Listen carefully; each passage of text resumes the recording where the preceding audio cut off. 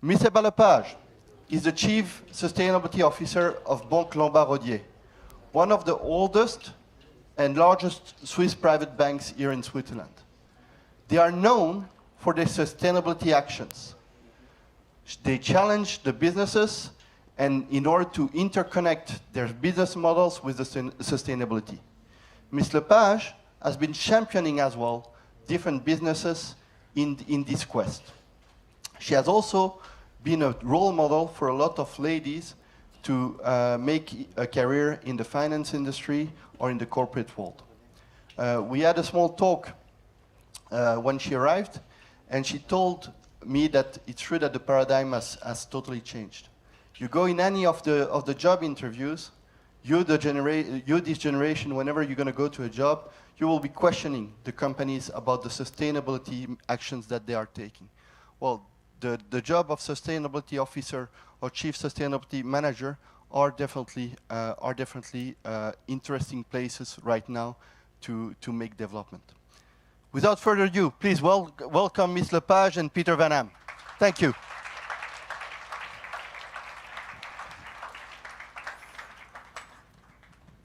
Well, thank you, and good to see everyone. How are you all doing?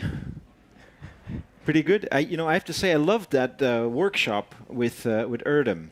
Erdem, if you're still here, I'm trying to find out.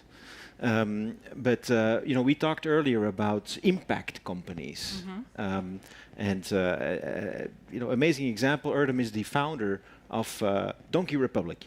Have you ever used a donkey bike? I have, and also it's a potential solution, of course, that we're looking for Lombard Odier when we're moving to our new headquarters in Bellevue. We're looking at transforming our transportation and mobility plan, and that type of company, of course, is a potential solution. So very interesting. Is your new campus so big that you need bikes to get around? No, it's more how to get there from where people live. We want to know everything about Lombard Odier, about you, and about your job, obviously. But I want to start because we're gathered here today for a very special occasion, which is the 50-year anniversary of EU Business School. Now, we all feel great about that, right? Don't we? I mean, like 50 years of EU Business School, that's like a real milestone. But, I think you might feel differently about that because Lombard Odier has been around for almost... Does anybody know here how long Lombard Odier has been around? Can you guess? More than 200 years, is that right? Over 220 years, actually. Wow. Yeah. So we thought we were here able to celebrate. Well, I think 50 you should. Years. And it turns out that you can be 220 years old as a company. Now, you don't look as if you were 220 years old. Of course, you were not there from the start. But I wonder, working for a company that is that old, that has that much legacy, do you have any advice for an organization that's 50 years old, or perhaps some of our students who are 20 years old? Sure, but even 50, it's very good. So first, a big congratulations for this achievement. It's fantastic to get there. And yes, as you said, we're over 220 years old. And of course, in a different industry as well. But I think that when you build a business that lasts for a while or for a long time, there's always some points in common. For example, what we like to pride ourselves is that we're innovative. You can't last for 50 years or 200 years without thinking, well, how is the world changing? What do I need to adapt? You listen to your clients, your students. You always try to rethink. It's a key word we use often, try to rethink. What are we doing now? How could we do it better? What help do we need to do it better? It's also to use the internal resources that you have, because people know what works, what doesn't, but really also to go outside and speak to other stakeholders or just to get some fresh air and some fresh inspiration. Yeah. So I think that's really what we have in common. I mean, I can imagine that, your business model from 220 years ago wouldn't apply today. I mean, we're talking about the time, well, I suppose Switzerland wasn't even a federal state at that time. And my country, Belgium, wasn't even around at that time. And I think there were certainly not any other things that we know. So can you tell us, what does Lombard Odier do today? And maybe I should ask first, is there anyone in the room? I'm quite curious. Anyone who knows? Anyone who doesn't? I think we all know Lombard Odier, right? Is there any client of Lombard Odier here in the room? Oh, over there. There's a client. Do you want to? Can we have a mic over? Can we just hear from you? I'm curious. We usually don't identify our clients in public. Okay. You don't have to say your name. That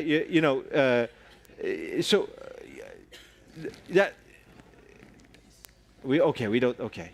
So that's fine. So so one client is that were you expecting that? Are these typically your clients? Who is a typical Lombard Odier client? I think since we've been around for so long, right now, I mean, on our partnership level, we're on the 7th generation. We're also on very much 7th or 6th generation of certain clients. So a typical client can be either a family that's been around for a long time. It's also more and more entrepreneurs, i.e. those who are building a business. Then when they exit, they're wondering, well, what do I do with this? How do I handle what I have achieved with my exit? And we work a lot with young or less young entrepreneurs who are exiting a business and want to see how do they place their money, what should they do? We often have discussions about sustainability, values, how do you want to grow your money, and how do you want to see it done, really?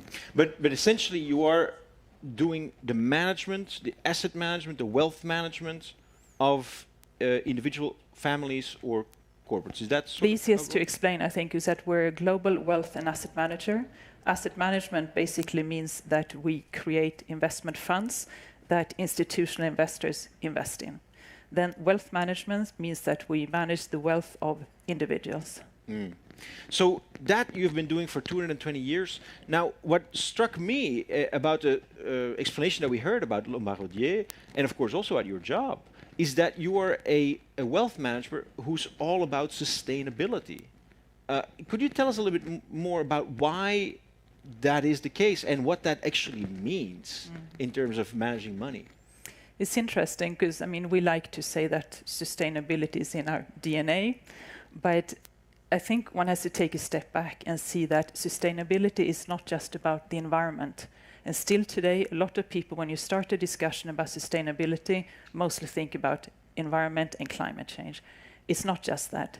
When you look at a business that's sustainable or has a sustainable business model, is that they're doing something right to last for generation or for 50 years, as you've been doing. And this means to know how to take care of your employees, listen to your customers, know how to adjust to a changing climate in the world, basically, whether it's geopolitical, whether it's changes in demand, what people would like to buy, basically. And that's what makes a really sustainable business model. Now, I want to maybe bring it back to what we heard previously with the workshop of Erdem. He talked about impact companies. He said, we have to see more companies that address, societal problems and that pursue something more than money. They create public benefits. Is that the kinds of companies that you would then advise your clients to invest in? What are actually sustainable solutions? Do you buy shares of companies? Do you invest in new companies? What does it actually mean in practice? A fundamental conviction of Lombard Odier is that the best returns of investments will be from companies that have understood that the world is changing, they adapt their business model, and they basically transform into a sustainable business model. This does not mean companies today that are green or however you might phrase it, but it's companies who are adjusting and changing and finding the opportunities. Impact, there are different definitions of impact, and sometimes it's a bit tricky. In the financial world, historically or traditionally, impact is very much you finance a project somewhere, and you can measure the impact it has on the community around or in that project who are in need of something. We try to look at it a little bit bigger, because when you think about it, depending on the companies you invest in, you have an impact on something wider. If you invest in a company that is transforming clean tech, for example, well, you have an impact. So there are different ways to look at that. Now, let me ask you perhaps then about the job that you do, because of course, as a company, you're interested in sustainability. You want to make sure that you have sustainable solutions, but you're actually the Chief Sustainability Officer. So what does that mean? Are you then the one who finds sustainable solutions, or is it a job that's more internally focused, making sure that Lombard Odier is going to be around for another 220 years? What does the Chief Sustainability Officer do? Yeah, I think with a bank like Lombard Odier, it's never just one person. So we have our sustainability strategy that is driven then by different people in different parts of the bank. And my role is to make sure that Lombard Odier is a responsible, sustainable business that, as you say, will be around for another 200 years. What's really interesting about sustainability right now is that it's very much in development. This is really the right time to be in sustainability because there are no frameworks. They're being developed on how to measure whether you're sustainable or not. There's no reporting framework that everyone uses. It's being developed as well. The job itself is very cross-functional. I work with everyone from investment teams to HR to philanthropy to our facility management to make sure that, well, what are we doing with energy in our buildings, for example? It's really wide, so no day is ever the same. But that is one of the things that you do, though. You make sure that Lombard Odier is itself a sustainable company. Yes, because as a bank, today it's not enough just to have products that can be defined in different ways as more towards sustainability, but our clients look at us and say, well, that's all very interesting, but what do you do? How do you cut emissions? How do you take responsibility for the communities around you in the 20+ countries where we are present? Is there a way that we could sort of bring that to life? You know, you talked about your new headquarters, I think, for example. Would that be a good example of a sustainable building, for example? Are there any features that make that building? It's the one a little further down the road, isn't it? Yes, it's in Bellevue, so it's on the main road. You know it? It's this big white? Yes, exactly. A bit like a boat. It looks sails. a bit like a cruise ship, right? From a certain point of view. And so, tell us about it. It's a very good example, and it's of course it's a building that we aim to make as sustainable as possible. So we're trying to achieve some of the sustainable construction labels, BREEAM, which is like LEED, SNBS, etc. And what this means is that, and it's really interesting, first time I work with a big project, a real estate project like that, it's to make sure that everything from the materials in the construction, the materials that you put in the building, for example, are non-toxic, of course, because the air that we breathe, it depends on ventilation and the materials. It's also how is the building built so that we can have as little not air conditioning, but air conditioning solutions where we'll be using Geneva, which is a solution where water from about 40 meters down in Lac Le Mans is pumped up around the building, cools down the building instead of traditional air conditioning. Yeah, and also the building is built so that the balconies are so wide that the sun in the summer will hit the balconies instead of going through the windows because there's a lot of glass. So that was clearly a concern. So it's all these things. And of course today, now we're a bank, but we think, well, how can we manage natural resources? We'll have a container in the basement to collect rainwater, and the rainwater will be used in the operations of the building. So it's all these really cool features, I would say. And at the end of the day, that will contribute to, for example, CO2 emissions going down a lot. Yes. Can you quantify that? Do you know how much better that building is than another building, a typical building, or your previous building, perhaps? We think approximately energy use when we enter will be 20-25% less of emissions from energy use. It's hard to say before you've been in a building about 1 year. And also, of course, we have high hopes for certain new technologies that are really starting out to, by 2030, 2035, we will see even better results. Yeah. Are you planning to be, as they call, net zero as a company by a certain date? Yes, we've committed to net zero for our own operations by 2030. That's very soon. Yes, that's very soon. So, but you will still be around as Chief Sustainability Officer, probably. I hope so. No, but we're on that, and that's for our own operations. And then for investments, of course, we follow the Net Zero Asset Managers Initiative and the various interim steps that we take for that. So it's something that I don't know if everyone here in the room knows, but in a couple of days' time, in fact, there will be a big global meeting, right? The UN climate meeting, the COP, as it's called, the Conference of the Parties, taking place in Dubai. What's going on there? Can you tell us, like, why do business leaders and government leaders from all around the world gather, in a city once a year to talk about climate? Well, COP is really, the aim of the COP is to identify global solutions to how to reduce the increase in temperatures below 1.5, to make it very simple. And we know today we're not quite on that path yet. So I expect there will be a lot of discussions about finding a sustainable solutions involving both governments and business very much to try to get on the right path. So for example, this will cover a lot of industrial decarbonization, energy transition, land use, which is becoming a bigger topic, nature, and innovative finance as well, I would think. Could you tell us, because I think most of us are pretty educated on this front, but could you tell us, like, that focus, like that 1.5 degree that everybody talks about, what does that mean, and why is it so important that the world does not heat more than 1.5 degrees Celsius? Well, the 1.5 degree target is really that if we go beyond, we will break certain barriers where there is no return. And so, like, for example, you might see an ecosystem collapse. Exactly, and that cannot come back to where it was before. So it has been set, you could argue, of course, should it be 1.5, 1.4, 1%, whatever, but it has to be somewhere around there, and we're not on target as of now. It doesn't sound like, you have a lot to be happy about then if you pursue that strategy, because, we're seeing that the world is warming, and we feel it here in Geneva. We probably feel it everywhere else where we come from. What makes you happy about your job? What gives you hope? What sort of makes you feel very satisfied with the challenge that you have? Well, I think it's that we're seeing a lot of change. I mean, companies are really making an effort, individuals, countries. I think we have to be optimistic, otherwise, I mean, there will be no change at all.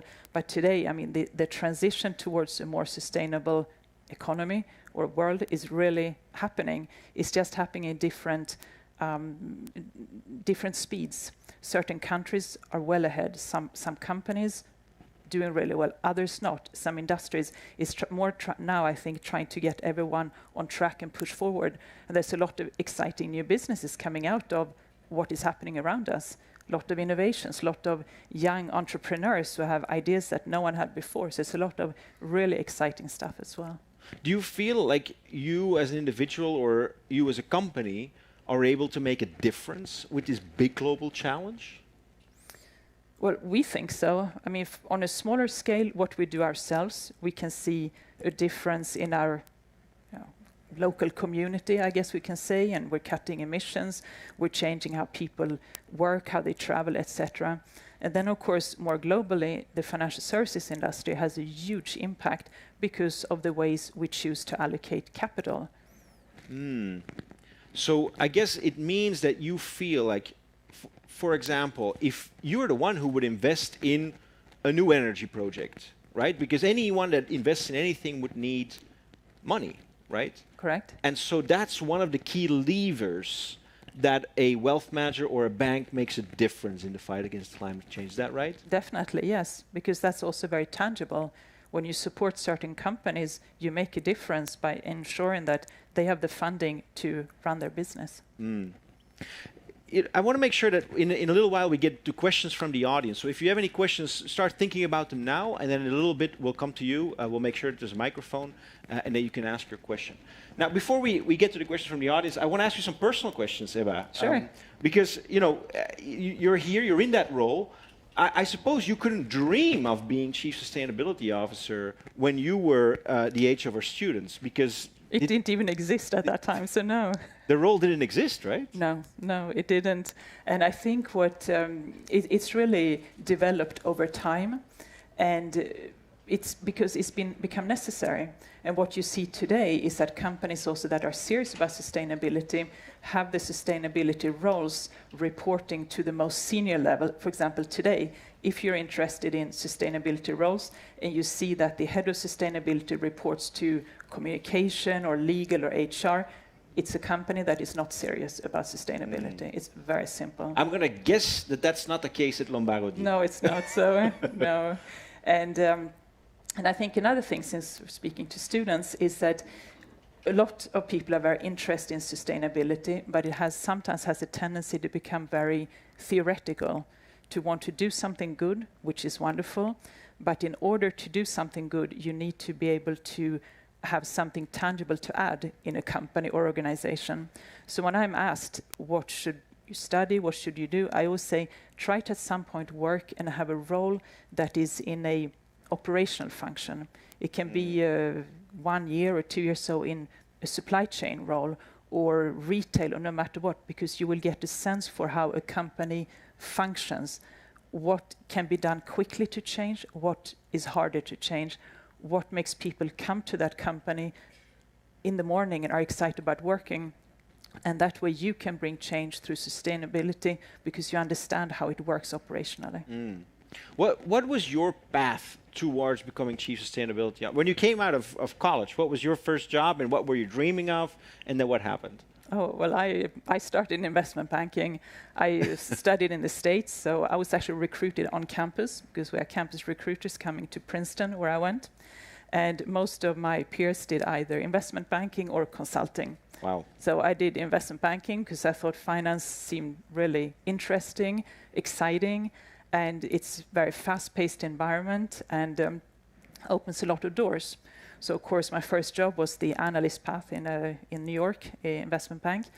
And was that a dream for you to be like, you know, working in finance in New York? You come from I'm Swedish. Sweden? So, yeah. So did you feel like now you've made it, you know, here, you know, you can make it anywhere kind of feeling of New York? Probably, but I also think wherever you live, there's a time that's right for it. And I must say, being in your early 20s in New York and working in finance, yes, it's fun. You work day and night, but you really feel that you're in the middle of the action. Yeah. Yes. And so until then, you sort of followed the beaten path in a way. You know, you went to a good school. Everyone there went to work in consulting or investment banking, so you did that too. At what point did you say, I want to do something different? I want to go to a new country. I want to try a different industry. And how did that look like? Well, I think after this 2-year program, I got the opportunity to move with the bank to London. I did mergers and acquisitions. And then after a number of years, I looked at that and said, is this what I want to do for the rest of my life? I was really interested in how companies function. So I got the opportunity to work with direct investments, so venture capital, private equity. And that role happened to be in Monaco. So I moved to Monaco to do that. It sounds like the plot of a James Bond movie, your life. Well, it's not that exciting, I'm afraid. You spend a lot of time in the office, so it's less exciting than that. But there I really understood also the impact investors have working with companies. Because to be clear, for those of us that don't know, you know, when you say venture capital, when you say private equity, what that means is you invest directly in a company. Yes. You have a significant stake in the company, and therefore you're able to really affect what that company does. Exactly. As opposed to buying some shares. Exactly. Or, you know, when you're basically just waiting for a financial return and that's it, right? Exactly. So you work for a fund that makes these investments. You analyze companies, you recommend what is good, what are good investments, then you work and follow these companies. And I thought that was super exciting to really have this hands-on experience and impact, looking at the business plans, what can be changed, etc. And but then also at some point I started to think that at some point I wanted to work in a company that was not a financial services company. I wanted to be in a other normal company to understand how it functions, because as an investor and advisor, things happen and you wonder, why on earth did the numbers change since yesterday? Where did my money go? What has happened and what exactly what happened? So I got an opportunity to do that. So then I actually worked in Stockholm for a couple of years. In Stockholm, this is your hometown, where capital. I had never worked as an adult, so that was fun to come back for a couple of years. And what kind of company was it? What did you learn? What was it's an industrial company, 25,000 employees around the world. I was mergers and acquisitions, so acquiring technologies and companies that added to the portfolio of the company. And so we've now had, I think, 4 global cities and, you know, ditto global companies. And then how did you make it over to Geneva? I think it was good timing as well, because because when I was my last role in Stockholm, I was in mergers and acquisitions, but worked very much with the sustainability team on analyzing the impact an investment would have, what it would add to us, doing life cycle assessments, etc. And with that mix of finance, of course, knowing how to speak to, clients, etc., and also the sustainability side, that's where the connection came with Lombard Odier. And then you entered in your current role as Chief Sustainability Officer. Yeah, or head of sustainability, or whatever we call it. So exactly. So now we get some, because you've seen the whole world basically. You've seen a lot Parts of it. of the world. So I'm curious, because students here come from dozens of countries from all over the world, and we're now all in this room together. Our lives have crossed, and the students will go elsewhere after they graduate. So of those 5 cities or any other city, if you had to recommend a city or a country to build your career in next, which one would you recommend? Well, since we're in Geneva, it's hard not to say Geneva. But if you put Geneva aside... there's no public officials in the room. Exactly. So now we put Geneva aside. I would say, of where I've lived, I would say right now, London is really exciting. There is a lot happening. It's a great culture for young people, for young professionals. It's very international. You have all the big financial services firms. You have a lot of entrepreneurs. It really has, I would say, an even more exciting, culture than when I lived there. Wow, I'm surprised. Because we had Brexit, so it didn't affect the surprisingly, city? well, it's made life more complicated to move there and travel. But company-wise, you have an enormous amount of young companies, London and in the areas around. So it's a really interesting part, I would say. And because immigration, I think, to the UK is a little bit complicated for some people. So if you had to choose a second option, what other places would you be interested in? Well, since we're in Europe, I would say, it's hard to say, a lot of the large cities in Europe are having a very vibrant tech and finance profile right now.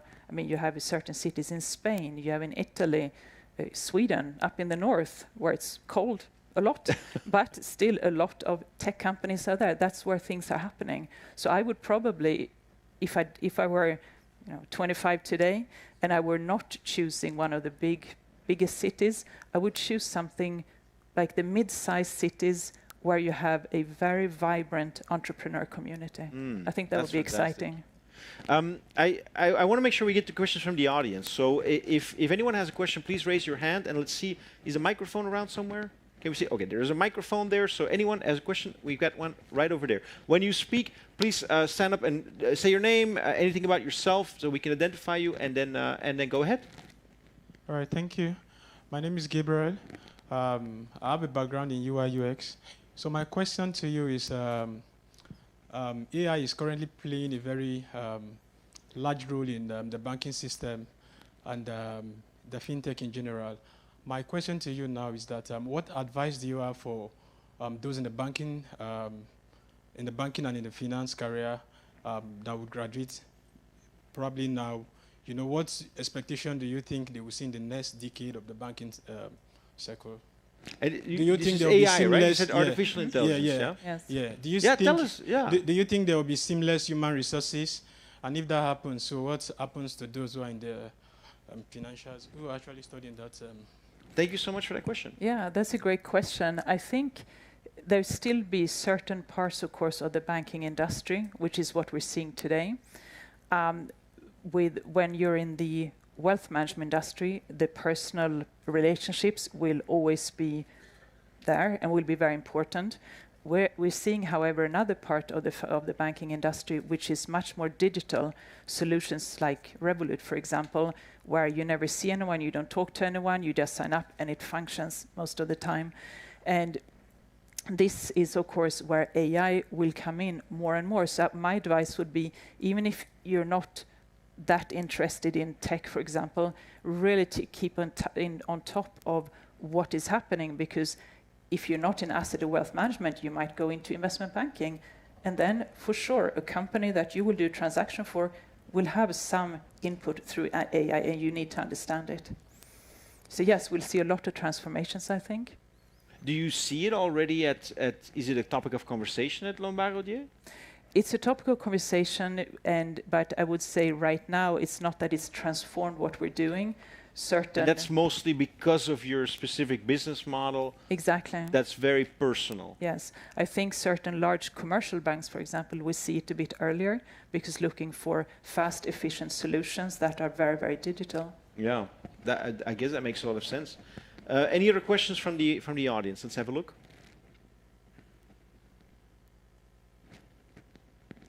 Over there in the back, yeah, go ahead. And then afterwards we'll come to you. Yeah. Well, hello, my name is Gael. And first of all, in behalf of my classmates, I would like to thank you for coming and sharing your time with us. And my question goes like this. So what makes your stakeholders join Lombard Odier Sustainable Strategies? And is it only the concern of environment who, well, motivates them? And how do you keep motivating them to join to the team and keep on the track of sustainability? Thank you. Thank you. Well, if we look first at clients, of course, clients, they want returns. But then there's always discussion, how do you create those returns? And there will always be people who don't care very much, but they like other things that a bank does. We have a lot of clients who engage very much in discussions of where do you invest and why? What does this mean? What are the sustainability trends? And we pride ourselves to be able to provide these discussions and sometimes nearly educational sessions with clients.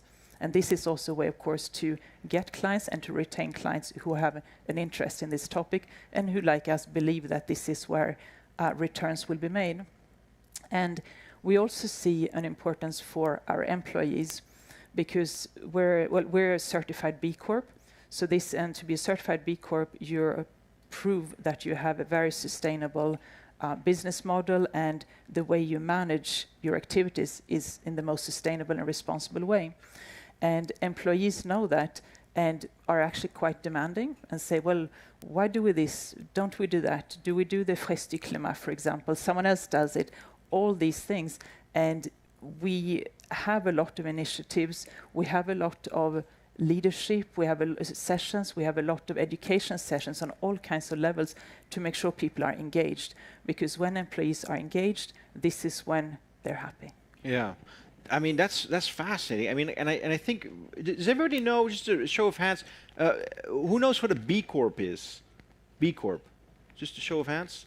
Over here, a few people in the back. Oh, good. I can talk about this. Yeah, you should tell us about that. I mean, like, this is amazing. So obviously a B Corp is a certified corporation that pursues something else than only profits. Exactly. B Corp was founded by a couple of very engaged persons in the US, maybe 15 years ago, an organization called B Lab.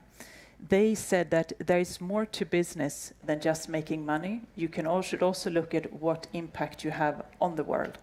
So they came up with a system to basically do very, very detailed due diligence on companies and then give what they call a certification, where they look at what are your products, how do you take care of your employees, what is your impact on the local community, etc. Right now, there's over 6,000 B Corps in the world in about 150 industries. It's a great community, and of course, us as a bank, we have a tendency to just meet our clients and other financial institutions, and suddenly through this fabulous network of innovative entrepreneurs like ourselves, we get to meet all these amazing companies that are in industries that are very, very far removed from financial services. Yeah, it's right, because I think our next guest, Paul Bulke, he works for Nestlé, of course. Yes. And one of their subsidiaries, Nespresso, is also a B Corp. Yeah, very exciting. About a year or 2 years ago, it became a B Corp, yeah. But that's very special, that you can be a wealth manager and pursue something else than profits. Well, the key, of course, is we need to provide our clients with return. That's our fiduciary duty. However, there are different ways you can do it, and you can make sure that the impact from your investments make a difference. You can ensure that you invest in line with what your clients' values are, for example. Yeah, and that's of course then what you do at Lombard Odier. That's how Yes. you give meaning to being a B Corp. Yes, but what's very important, of course, is that B Corps are commercial organizations or companies. These are not charities. And if you do not pursue profit, well, you as a company, you will not be there very long. Your employees will not have jobs. That's a negative social impact, etc. So it's very important that you align being a profitable business and doing the right thing with having a more positive impact. Yeah, I find it fascinating. Are you one of the largest B Corps? Are you one of In the Switzerland only? we are, Yes. but not, I mean, worldwide you have very large ones, but in In Switzerland... the financial we're- sector, for example? Are you Yeah, one of the we're most prominent ones? we like to say we're the first global wealth and asset managers. Others might argue, depending on what country they come from, but we're one of the few, I would say, private banks. Yeah, it's amazing. We had a question, one more question over there, I think. Yeah, there we go. We'll get you the microphone.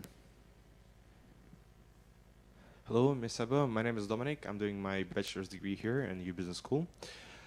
And my question is, Ms. Ebba, Chief Sustainability Officer is a very interesting and unusual role in a bank.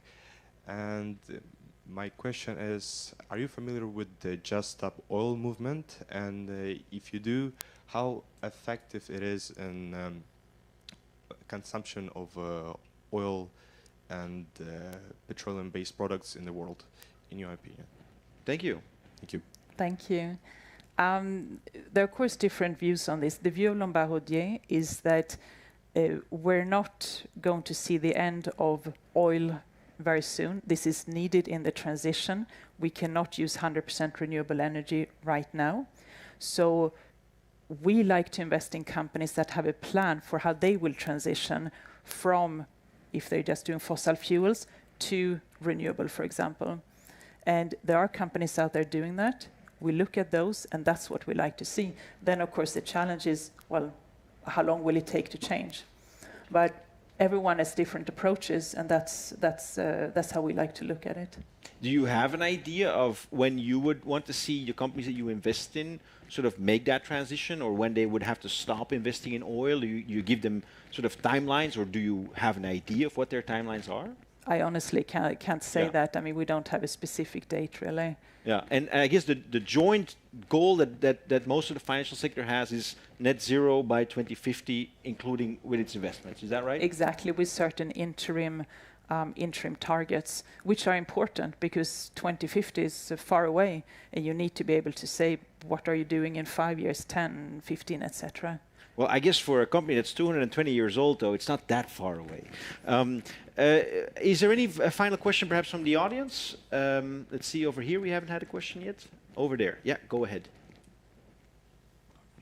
Hello, good evening. I'm Nair Malia, an MBA student in digital business. So my question was that in context of everything going digital and into artificial intelligence, all the jobs, most of the jobs are getting replaced by AI. What are the human elements and emotions that makes your job special? Thank you so much. That's a great question. Yeah, that's a great question. I think we're a people business, to be honest. If you place your wealth in a bank, you expect a certain level of service. When you have a question, you expect to have it answered by someone, maybe not just by a machine. You expect to be able to discuss where your family is going, what's happening, what are the best solutions. So there's a lot that cannot be replaced, really. So. And as for yourself, your own role? And for my role, I mean, it's I would say the optimism of seeing all these changes that we're seeing. It's the joy to see new solutions, to see new thinking. It's the energy that people usually always have when we talk about sustainability, because I think it's all this feeling that it's something that's good for companies, it's necessary, I mean, it's happening everywhere, and it's really making a positive impact on the world. Yeah, I mean, I'm starting to smile as you say it, so I'm definitely on board. A final question for you. You know, our students, of course, are going into the business world and making their careers in the next few years. What would your advice be to them as they make their way? This is interesting because I have two daughters. They're 15 and 18, so we have a lot so you have to give that. Same. Yeah, you're practicing now. We have a lot of that discussion at home as well, and I think, I mean, you're all clearly going out in a very competitive world. There's no point to hiding that. But what's important to think is that a lot of the jobs you will have in the future don't even exist today. It's the same thing as those who are looking to go to university. They can take courses or majors or studies that didn't exist even 5-6 years ago. It's true at EU. There's new specializations Yes. At EU that didn't exist 5 years ago. Isn't that right? Yeah, no, it's super exciting. So I think the best approach to that, instead of being stressed about it, it's more to say, I need to be curious.